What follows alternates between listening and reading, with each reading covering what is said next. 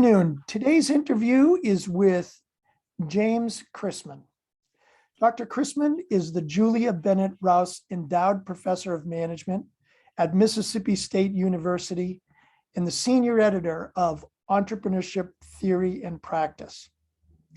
Jim is a fellow of the United States Association of Small Business and Entrepreneurship and the International Family Enterprise Research Academy. His research interests include family business, entrepreneurship, and strategic management. Jim has published approximately 175 articles, which have been cited nearly 44,000 times in refereed journals on those subjects. In addition, he has conducted over 800 studies of the Small Business Development Center program and has presented that work at United States Congressional Hearings.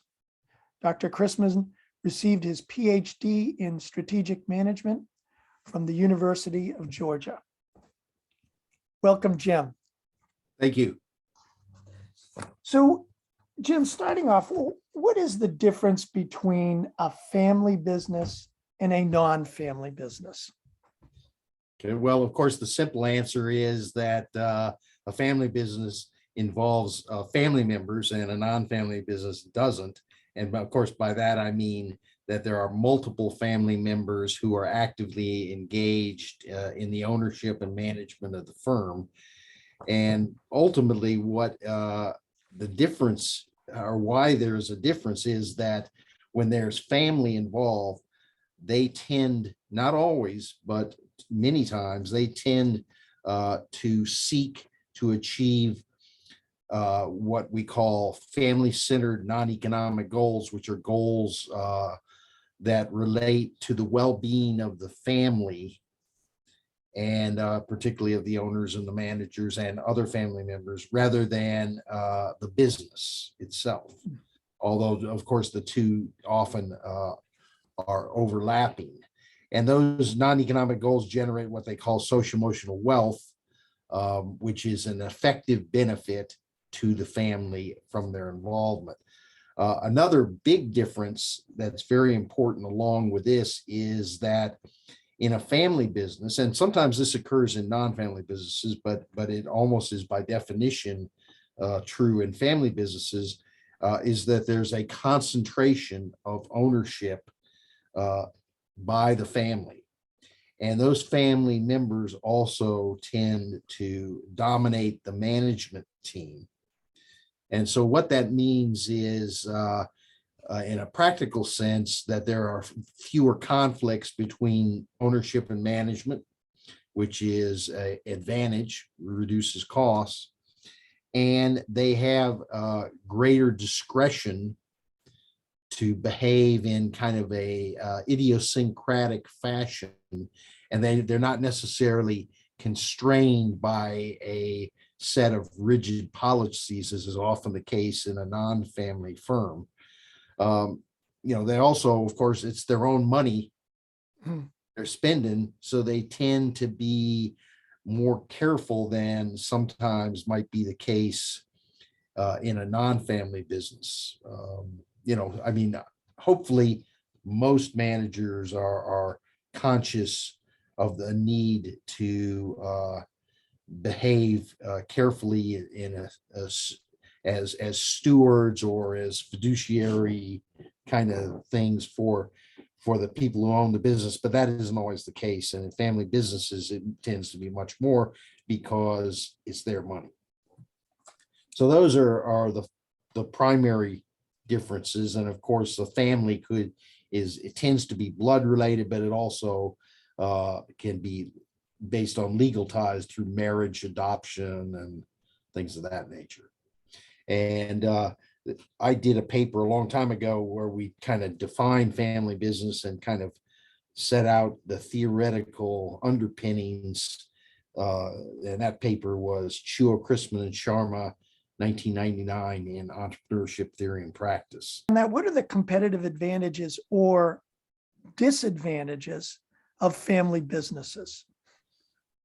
Okay, well, there can be a lot of advantages and disadvantages. And of course, family businesses are not a monolithic group of organizations. They're all different to some degree, but in general, the key advantages are that because of the relationships among the family members, they have deep, what we call social capital. In other words, they can count on somebody to help them out, and those people can count on them to help them out, and they trust each other's behavior. And those things that could be of great value in terms of making decisions and also obtaining resources. So if we're in the same family and I was starting a business, you would be more likely to maybe lend me some money, or you might be more likely to help out in the early stages of the startup so that things would go well. And that's probably the most, I think, probably the most important advantage of a family business that you don't get in a non-family business, at least anywhere similar in extent.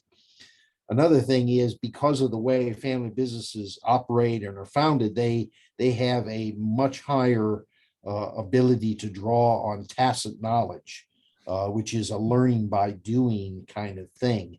And it's not just that they benefit from the tacit knowledge, they're better able to pass that on because they're working with other family members who may be involved in the business from almost from birth. Okay, so the tacit knowledge, the ability to pass on knowledge on how to do stuff in kind of an apprenticeship kind of style is somewhat unique to family businesses because they become involved or at least aware of the business from a very early age. And so in businesses that value tacit knowledge, such as you often find family businesses in agriculture and crafts and the arts, you will see that, and that gives them a big advantage in those kinds of businesses. Family businesses also usually operate in a relational governance fashion, which goes along with their ability to be parsimonious, because typically, of course, you know, we think, we don't necessarily think of it in this way, but all business activity is contractual in nature. Of course, not all contracts are formal written documents, but there's always based on agreements. You know, I agree. I agree to buy something, and I give you money, and you give me whatever it is. And there's just a whole series of these contracts in business relationships. And in a family business, most of those are governed by what they call relational governance, which is they're based on trust.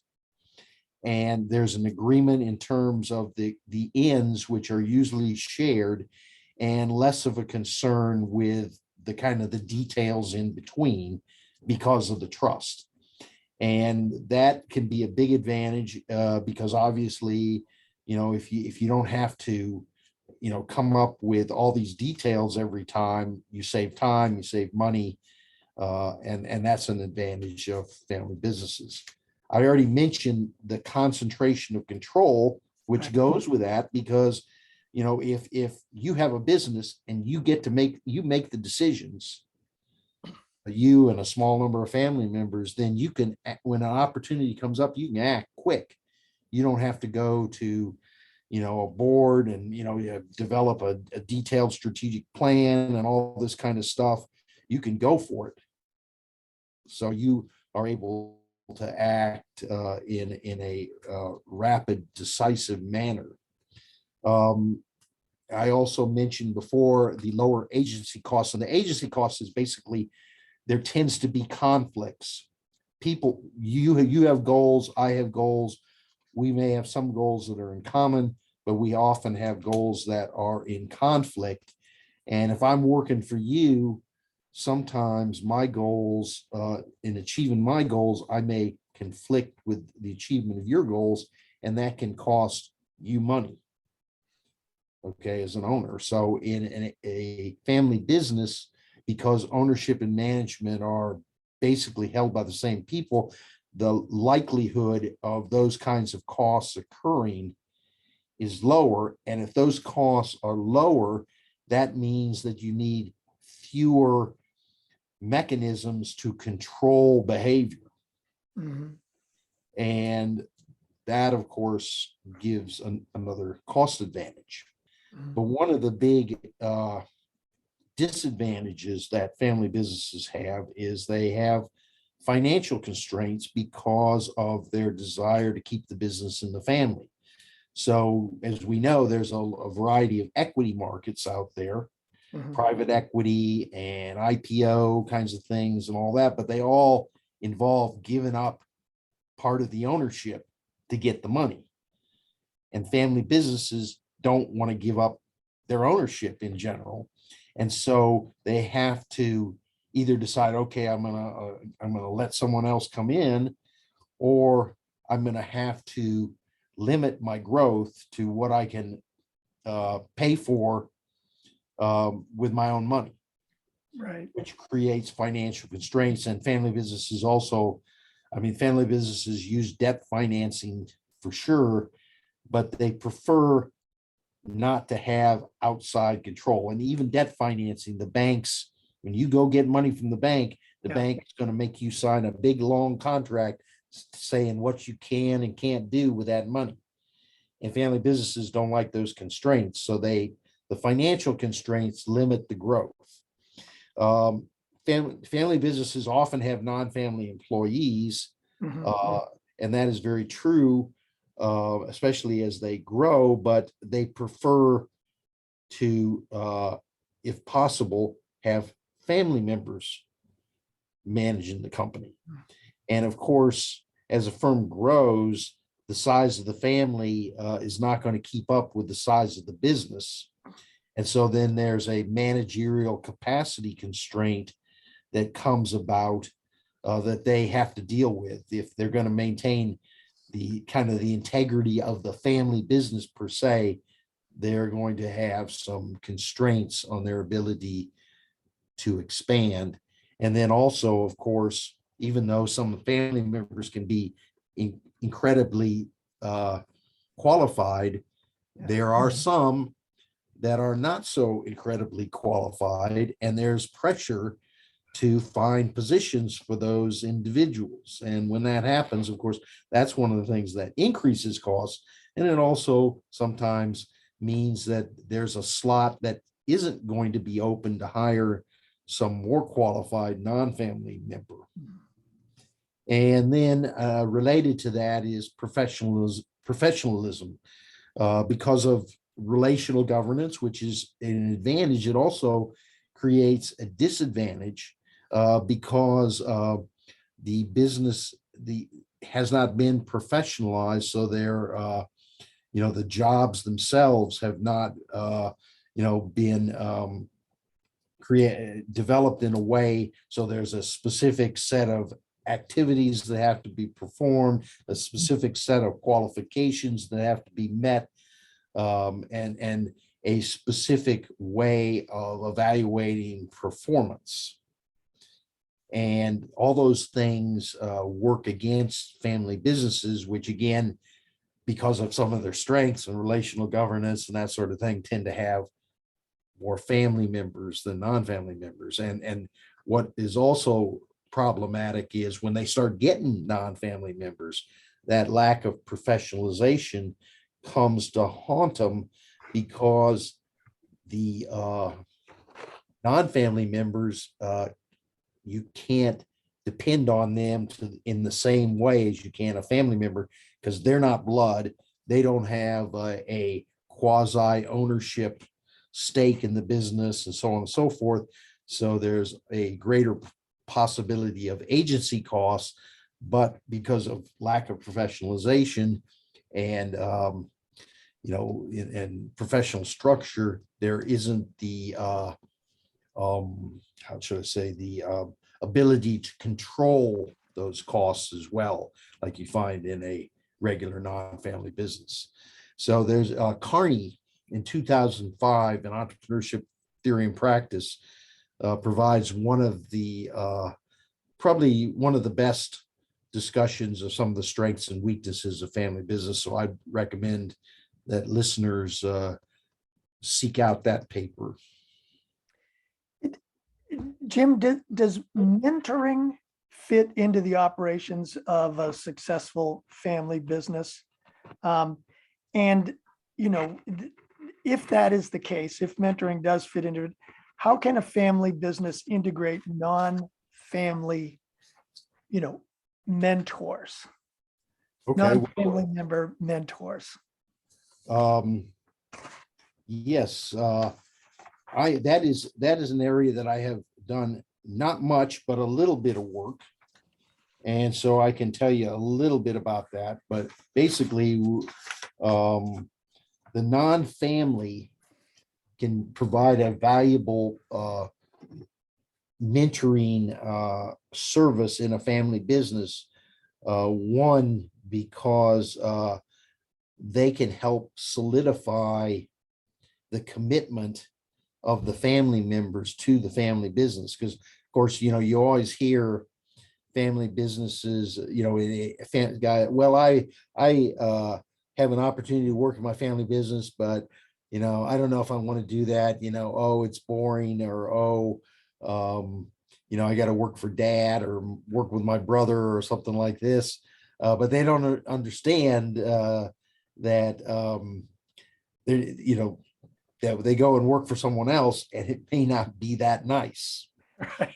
And so a non-family mentor is particularly valuable for providing kind of career mentoring to both family members and non-family members to help them understand why they should be staying in the organization, and also provide them some support, give them some, you know, some outside feedback on, yeah, you know, you're doing this right, and keep going, rather than the more biased kind of feedback that you might get from a relative.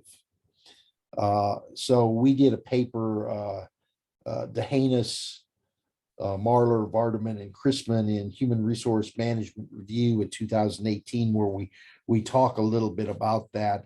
But I will say that my co-authors are more of the experts on that side of the coin. What are the benefits and the risks for a non-family member to work for a family firm, knowing that you will never have an equal say in management and strategic decisions? You know, and given that, right, that's sort of the nature of family businesses. How can family firms attract outside talent, retain outside talent that is needed to sustain their business? Okay, that's a very interesting question. And it has some very interesting ramifications because non-family managers do understand what they're getting into to a large extent when they go work in a family business, and how they perceive that is going to differ substantially. So some of the benefits of working in a family business is that in a family business, there tends to be a more relaxed family environment. The family managers and owners tend to treat the non-family people too more like family than would be the case in a non-family business. Although there's clearly a two-tier kind of thing. There's family, and then there's real family, so to speak. But still, they tend to treat them very well, and they provide. Family businesses are known for providing good security, so they are less likely to lay people off and that sort of thing. So in that respect, it's a very attractive environment for a person to work in.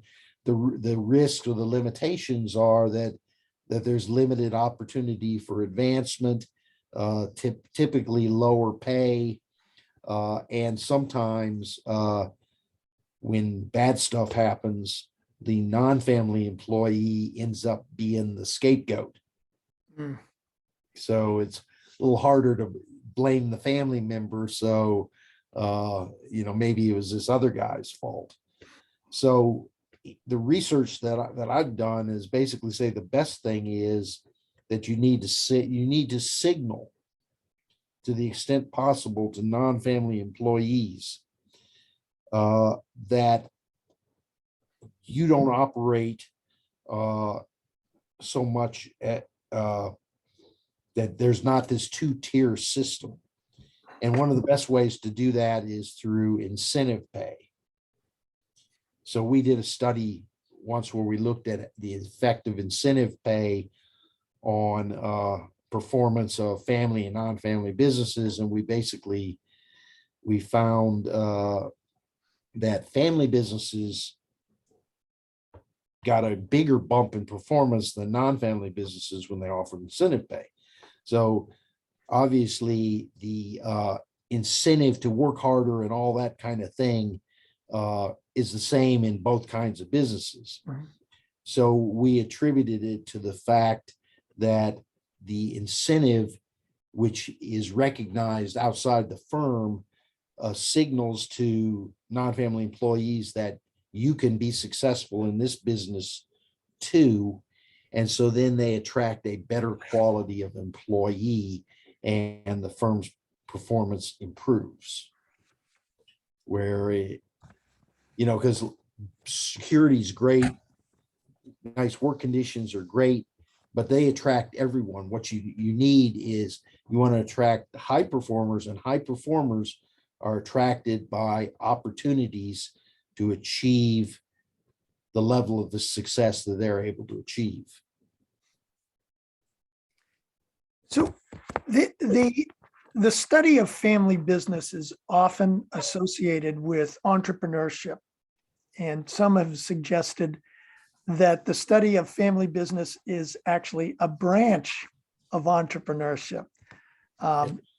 However, given that family firms are not always startups, nor are they always small firms. I mean, think of Walmart and the Waltons. Why is family business associated so closely with entrepreneurship? Well, that's a good question. And I don't know that I have the definitive answer, but I can give you some conjectures. And the first thing is that the people who tend to study family businesses also tend to study entrepreneurial firms. So they're kind of the same group of folks. Mm-hmm. I think that has a big role to play. And then when you think about, of course, entrepreneurship is about the creation of new organization in the pursuit of opportunity. And most new and small firms, especially ones that are growing, have a family connection. So there's a link there. And then a key theoretical feature of family business is the importance of transgenerational succession and family control. So transgenerational succession is when you got succession, almost by definition, you got, especially in a small company, major change. In fact, some might say that you almost have a new organization. When you move that business into the next generation, it's almost like a new company. And of course, that's what entrepreneurship is all about: change and change of opportunity and stuff like that. And so that's a reason. And then also, of course, the family control part is very typical and is almost by definition the type of governance that you see in entrepreneurial firms. So I think that those overlaps in terms of the people who study it, the type of organization, and the problems they encounter are the reasons that you see those being treated similarly, even though they also have plenty of differences, and there's family businesses certainly that wouldn't fall into that group. So you've done a lot of work with small business development centers, a lot of research with small business development centers. So it should entrepreneurship centers, I mean, in addition to SBDCs, university entrepreneurship centers and entrepreneurship programs, should they be addressing family firm specific issues? And if so, what are the most important factors for that centers should focus on to adequately address these issues? Well, yeah, the simple answer is yes, I think they should. And I think that they do. Okay. The work I do with the SBDC is I analyze the performance of the SBDCs on a yearly basis. So I'm not a staff consultant or directly employed or involved by the SBDCs, but I did work with them many, many years ago in a consulting capacity. When I was a PhD student, I was a staff consultant, but they certainly would and should deal with some of those problems, if for no other reason than about 80+% of all the SBDC clients are family businesses. So that is a pretty good reason there. And the reason is there a, I don't know, specific curriculum for, family-owned businesses? Because, I've done some work with SBDCs, and the programs that they provide don't necessarily call out family business issues. Is there a, curriculum that or areas that should be called up and focused on if, as you say, 80+% of the businesses are family businesses anyway? Well, there are courses that are being taught in various places. We just added a family business course here at Mississippi State last year. I'm not teaching it, but we do have a course now. I taught a course a long time ago when I was at University of Calgary. It was more of a case-based course or a project-based course where the students would go and we'd do some cases, and then they'd go out and they'd work with a family business on a particular problem that they might have. And the problems can be varied. One of the key, of course, is how to structure the succession process, because that is so important.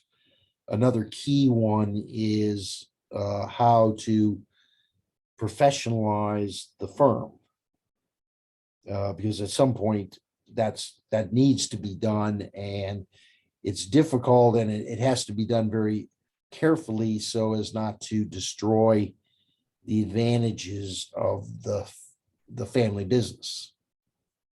But there can be a variety of other things. I remember when we were doing some of those things, one guy, he had a business, and he had a lot of problem with the family members because they had a overinflated view of their own worth. And so when they were hired to do particular jobs, their compensation expectations far exceeded the market value of the job that they were performing. And so he asked a team in the class to go out and help him collect information on what market rates were for various jobs and what the typical qualifications were and things of this nature. And so those are the kinds of problems that often confront family businesses, besides the internal conflicts that can occur. And of course, the old saying that every happy family is the same, but unhappy ones all have their own unique problems, does strike a bell. And so, there's a lot of work that goes into that. That's probably a little bit beyond what the SBDC does. Yeah. There is a organization in the US, the Family Firm Institute, which is made up of consultants all over the country who specialize in dealing with family businesses. And they're probably better at dealing with those kind of psychological, relational kinds of things. But I think the SBDC could help deal with some of the more practical kinds of things, like this figuring out pay structures and things of this nature, and developing professional criteria for succession, and so on. Mhm. Is that's part of what you were talking about, is the professionalization of the family firms? Is that, doing sort of roles and responsibilities, deliverables, that kind of performance metrics? Is that what you're referring to? Yep. In that area? Okay. Yeah, because one of the big things is the performance measurement. And so performance measurement, you gotta know what you want, and you gotta know how to measure it. And family businesses tend to avoid doing those things because it pigeonholes them. And then when family members don't perform too well, they have some issues. And so some help in developing those kinds of things certainly would be something the SBDCs could do. It's for many years, Jim, you worked with the Small Business Development Center, America's Small Business Development Center, to analyze the annual reports from its centers across the nation. Mhm. Were there any unique trends that emerged across the years? What do you observe as some of the current trends in small businesses in the United States? Okay, well, yeah, over time, and I've said this to many SBDCs in the past, is that the impact working with new ventures tends to be greater than the impact of working with established businesses. So those new ventures are all starting at square one. And so when they start generating jobs, that can have a big impact. Whereas the established businesses, you get some incremental growth, which is important, but usually not at the same level. The other thing about the established businesses is that their clients tend to be of two types. One type is kind of the growth client. Mhm. They've been doing pretty good, and now let's go to the SBDC and get a little help and figure out how can we continue that growth trajectory and maybe even improve it a little. And those tend to have big impacts. But then the other kind, the SBDC also has an impact in those, but it's harder to measure because those are the turnaround clients, Mm. the ones that aren't doing so good. And if they don't change, they may not be around too much longer. And so the SBDC tends to help a lot of those as well. And of course, as you would expect, kind of the ones in the middle who are pretty satisfied with the way things are probably not going to go see the consultants. It's the ones who aren't satisfied, either because they want more and more or because they want to survive. Mhm. And depending on the mix of clients can have an impact on the impact. so to speak, that is as it's measured. So in terms of that, in terms of trends, what I've seen is over time, the impact tends to be fairly constant. I mean, the SBDC is a pretty professionally run organization. They have, they have training programs. Consultants have to go, do a minimum number of hours of professional development every year. Because the SBDCs are usually located in universities, they've borrowed a number of the techniques that are used in universities to monitor performance.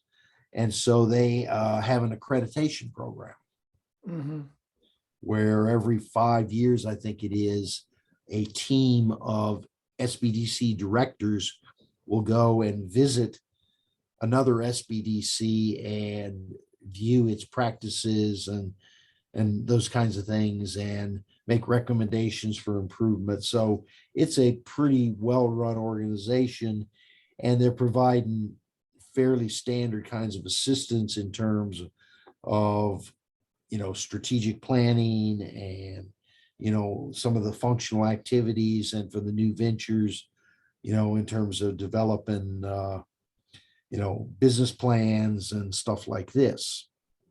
And so as I said, over time, what that basically means is that the impact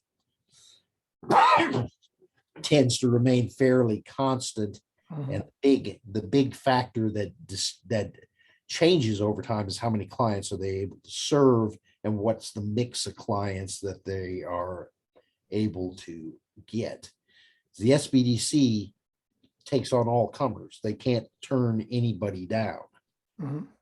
But at the same time, the ones that they put in more resources to, I've suggested that to the extent possible that they need to try to focus more on new ventures and on clients with real potential for growth.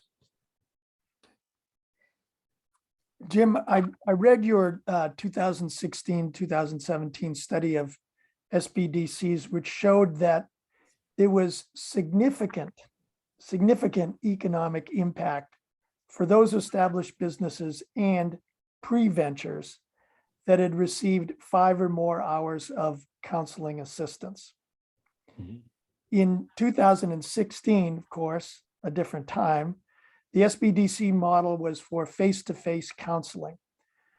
If you conducted your research, would you expect similar results if you were conducting your survey during the COVID years when virtual consulting was prevalent?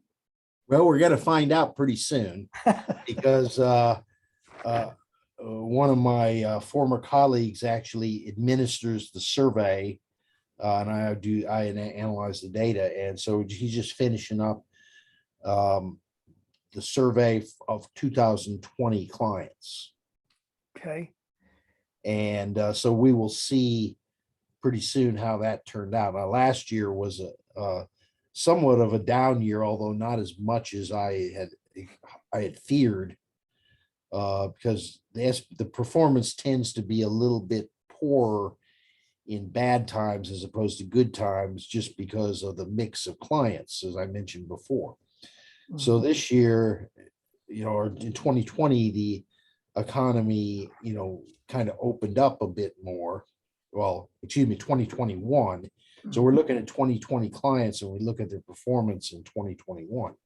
So I'm expecting that as the economy opened up in 2021, their performance would have gone up. So I'm expecting the results to be fairly good. But as far as the face-to-face, see, the SBDC, they have meetings with their clients and they do stuff, but the whole idea is that it's supposed to be counseling.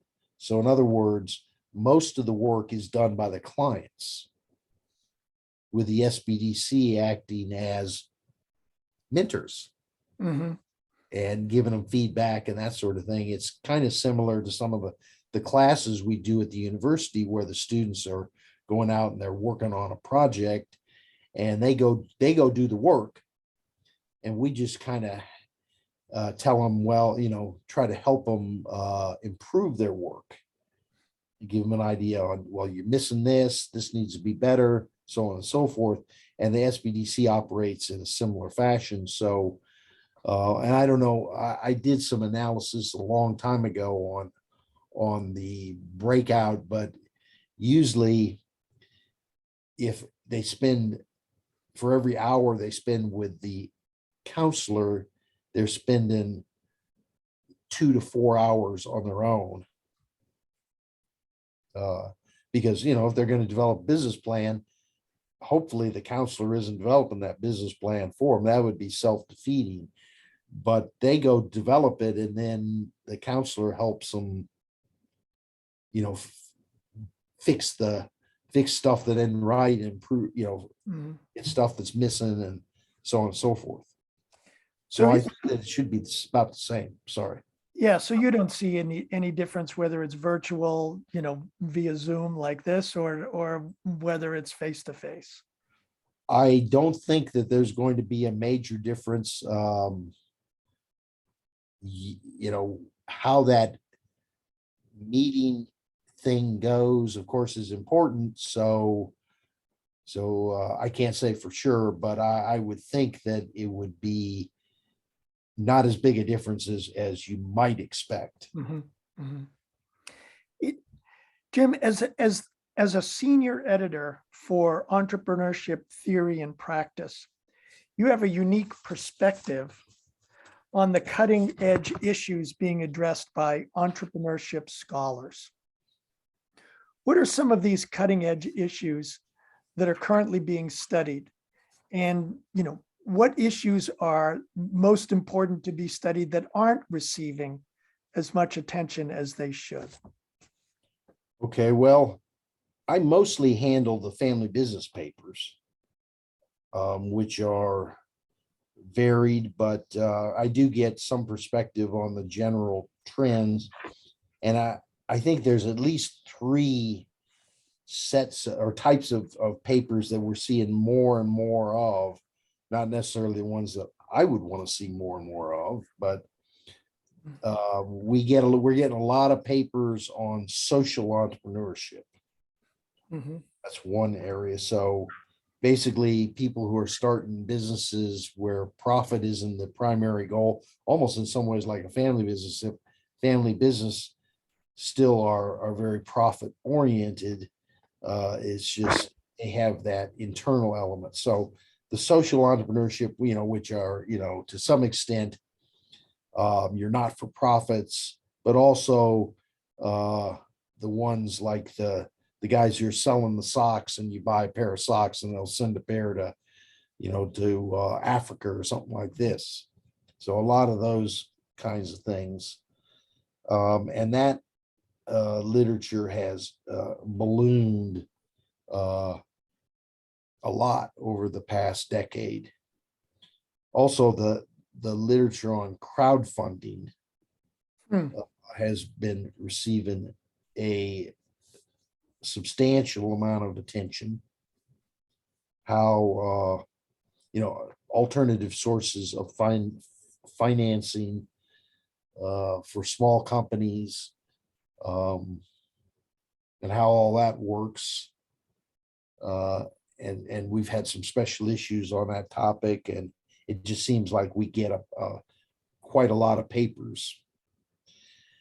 We're getting more and more papers that are on the psychological factors associated with entrepreneurship, emotional things, and how stress affects entrepreneurs, and stuff like that, and mental problems, and things of this nature, kind of stuff you wouldn't, I wouldn't have ever thought about doing, but but a lot of other people are, and we're getting quite a number of papers on those. And those also, in the family business, we also are getting some of those, particularly in the psychological stuff on family businesses. In terms of the ones I'm anticipating here, that I think we need more of. Yes. Those are it's somewhat mundane, but I believe that we've to some extent the literature has kind of gotten away from what I perceive as the fundamental purpose of our research, which is to investigate how entrepreneurs can be more effective. And so to me, that means we need more papers on the determinants of the financial and market performance of companies. So what influences growth, what influences profitability. And I put this to some people a while ago in terms of how we make an impact and what's important. And they said, oh, no, they didn't want to, they were doing a paper on that and they didn't want to put it in. Unfortunately for them, I was the editor for the paper. So I said, oh yeah, I think you need to put that stuff in. It's still important, and so anyway, I think we need more of those. And I'm just a couple of instances recently. Me and some colleagues, we did a lit review looking at family businesses in different institutional environments, and how internationalization and innovation are affected and affect that. And we were trying to find papers on the performance impacts, and we were startled that there were so few. And then my PhD student, he's doing his dissertation, he's doing one of his essays, so to speak, is on internationalization of family firms. And so he's going to look at the performance impact. And again, he was going through and he said, we think that there's all these studies out there, and it's one of the things that have been studied the least. And so my call is, my hand goes up to more performance studies. In family business, as I said, the social emotional wealth stuff, the non-economic goals and performance of family business is considered key to the behaviors of family businesses. What is it? First of all, can you define that socioeconomic wealth? Okay. That's not a term that's familiar. It's certainly not to me, but certainly not to everybody. No, it was a term coined by a fellow named Gomez Mejia and some other folks in 2007 in an article that he did in Administrative Science Quarterly, looking at Spanish olive oil firms, particularly family businesses. And the social emotional wealth is basically the effective benefits of family ownership.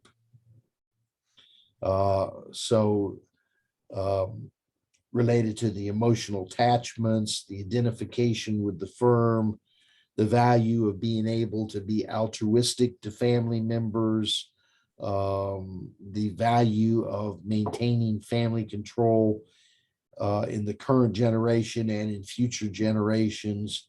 All those things are part of social emotional wealth. So it's a non-economic benefit of ownership. So in some ways, it's similar to, I don't know if I collect books. And so when I'm looking at the books I'm collecting, one of the things when I'm thinking about buying is I consider how much is this going to cost and how much is the thing worth in the market, obviously. But it goes beyond that because I get, I have an attachment to my book collection, and it means more to me than just the money. Mhm. And so that's what the social emotional wealth is all about. So there's been a lot of studies that have looked at how that affects decision making. And even a few, not too many though, that have looked at its relationship with performance, although that's been fairly inconclusive. But there haven't been any studies that I can think of that have looked at what things influence the social emotional wealth that's being generated by particular decisions. So what is it that really causes it? And I think that until we know that, we're not going to fully understand the concept, and also on its relationship to performance, because sometimes it can reduce performance, but sometimes it actually could increase performance. So those are the ones I think need more attention. Jim, as an endowed professor of management at Mississippi State, you're certainly directly working with student entrepreneurs. In my other interviews with Dr. Errol Arkalich at University of California, Irvine, and with Rich Lyons at the University of California, Berkeley. I asked them, and I'm going to ask this to you as well, but I asked them, what is the single most important course a university student can take, and the course that should be a core course for all? Now, Dr. Arkalich replied that a course on scientific method should be a core course. And Rich Lyons, his position is that a course on critical thinking should be a core course for all university students. Both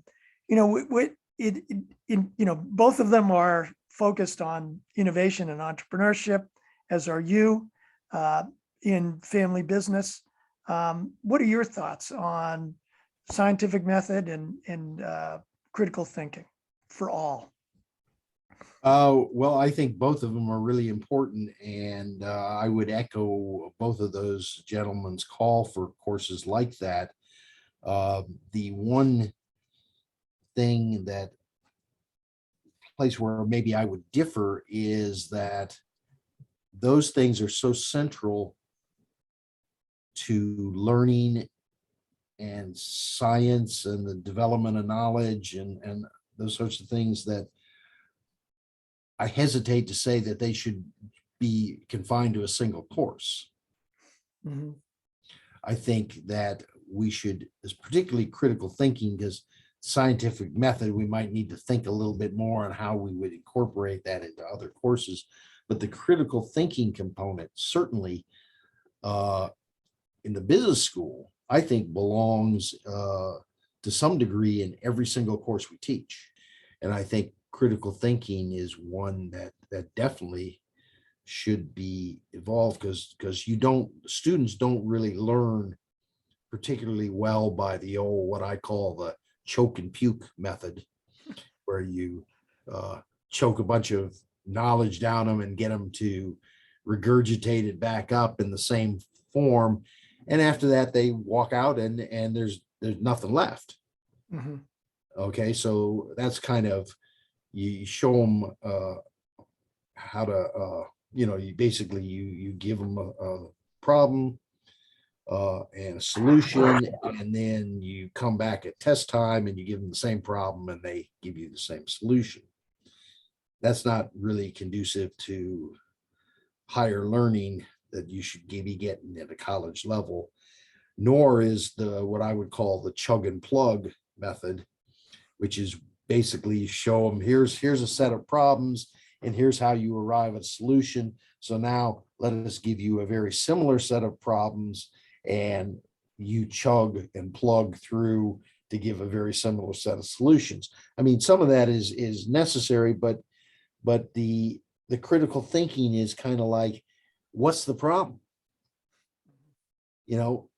Most things that to a large extent is about figuring out what the problem is. And we don't have anything like that. I remember when I was a student myself, one summer I went and I was working with this little company and they wanted to design a production system. And so I said, oh, that'll be easy. Just let me see your records on your routing sheets and your bills of materials and all those kinds of things. And they go, what are you talking about?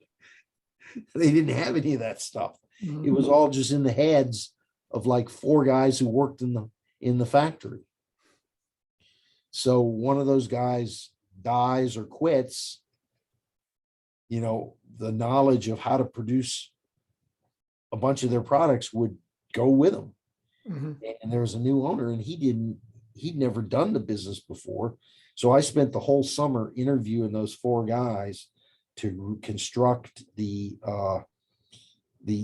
information system that they needed. And I'm talking about information system in terms of, those production things, not a computer or something like this. So that they could do those kinds of things and move forward and bring someone else in, and they would be able to replicate those kinds of activities in the business. And nobody teaches you how to do it. We teach people all these complicated methods for calculating the cost of capital or the value of a firm or what have you, but we don't ever teach them, how should you come up with how can you come up with the cash flow estimates? Mhm. Mhm. The this actually brings us back full circle, Jim, where you were talking about tacit knowledge early on in the interview. And is I'd previously worked with Dr. Linda Argoti at Carnegie Mellon. Her definition of tacit knowledge is know how, know why, and judgment. And in your example that you just talked about, and with family businesses, is tapping into or documenting that tacit knowledge, is that part of the professionalization of family businesses? If that kind of knowledge is just in the heads of, a few people. To some extent, it's related to that. But if it's truly tacit, then you can't really do that. But there's a bunch of knowledge out there that should be explicit. Okay. That can be easily put on pencil and paper and taught to new employees and that sort of thing. And that kind of knowledge should be available, because to the extent possible, what businesses always try to do, I believe, is to get as much knowledge as they can from kind of a, I don't know if the implicit, I'm going to use implicit rather than tacit, because I don't want to confuse the issue, to an explicit format. So that's part of the professionalization. I see. Jim, this has been a wonderful and fascinating interview, providing insights that I and I'm sure the community have not had into family businesses. Really appreciate your time. Thank you so very much. Philip, I thank you for inviting me, and I hope that it's useful to somebody. Thank you. Okay.